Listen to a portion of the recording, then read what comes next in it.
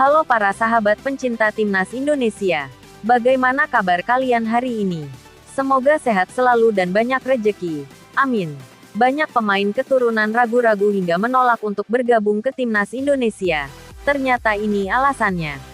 Pemain abroad atau pemain keturunan timnas Indonesia. Banyak pemain keturunan ragu-ragu hingga menolak untuk bergabung ke timnas Indonesia. Ternyata ini alasannya. Alasan banyak pemain keturunan yang ragu-ragu hingga menolak untuk bergabung ke timnas Indonesia akhirnya terungkap.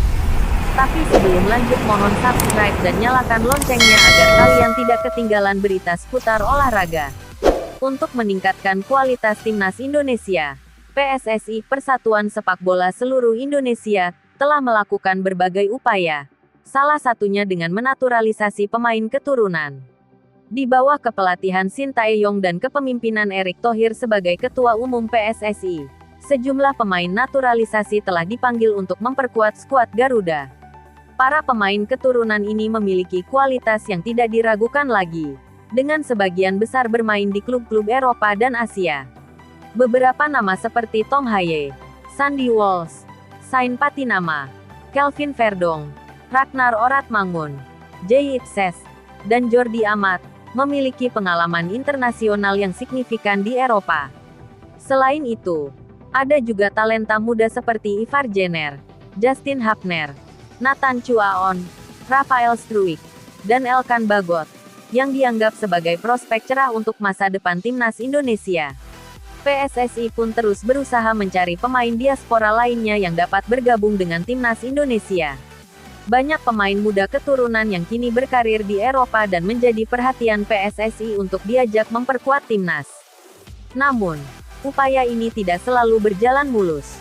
Sebagian besar pemain keturunan tersebut tampaknya ragu atau bahkan menolak tawaran untuk dinaturalisasi. Lalu, apa sebenarnya alasan mereka enggan bergabung dengan timnas Indonesia?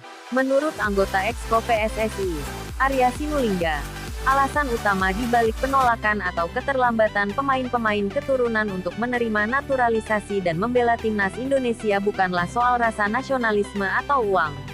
Arya menjelaskan bahwa banyak dari mereka masih ingin membela timnas negara asalnya, yang mereka anggap memiliki peluang lebih besar untuk meraih prestasi di kancah internasional dibandingkan dengan Indonesia.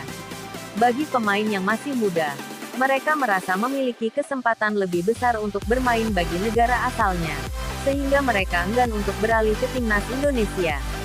Selain itu, Arya juga mengungkapkan bahwa jika mereka memilih untuk dinaturalisasi oleh Indonesia, mereka tidak akan lagi bisa membela timnas negara asalnya karena Indonesia tidak mengakui kewarganegaraan ganda.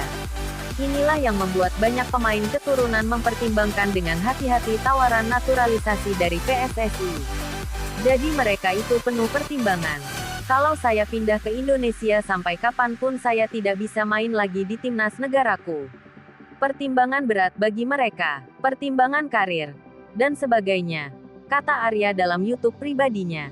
Namun, Arya juga menekankan agar tidak ada penilaian negatif terhadap pemain-pemain tersebut jika mereka memilih untuk menolak bergabung dengan timnas Indonesia. Kita harus maklumi, tidak boleh juga kita hina mereka. Tidak boleh juga kita bilang soal merah putih. Bukan soal itu. Ini soal masa depan hidup dia, pilihan-pilihan hidup dia. Jadi kita harus hargai, ujar Exco PSSI itu. Baru-baru ini, setelah Kevin Dix, PSSI juga akan segera menaturalisasi oleh Romeni untuk memperkuat timnas Indonesia. Sementara itu, menanggapi berbagai tantangan dalam proses naturalisasi ini, anggota Exco PSSI, Arya Sinulinga, mengimbau agar publik memberikan kepercayaan penuh kepada tim yang sedang bekerja untuk merealisasikan proses tersebut. Bagaimana pendapat Anda? Silahkan layangkan pendapat Anda pada kolom komentar. Terima kasih.